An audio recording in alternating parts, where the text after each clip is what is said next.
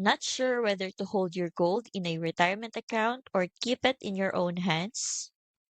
Each choice comes with trade offs you will want to understand first. Choosing between holding gold in a retirement account or keeping it yourself can be tricky. The Welcome to Augusta Guide lays out the pros and cons of each option side by side.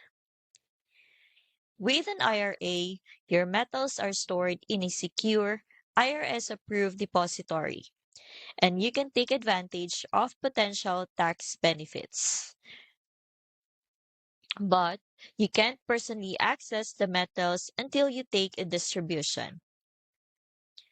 Physical possession gives you direct control and immediate access, but it means handling storage, security, and insurance on your own. This clear comparison makes it easier to see which option best fits your retirement goals. I've linked this guide in the description so you can review the full breakdown for yourself.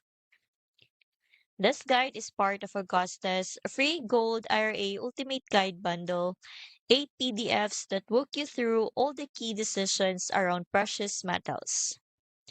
Alongside the Welcome to Augusta guide, you will find resources on why precious metals matter, how gold IRAs work, pricing details, and even a company integrity checklist.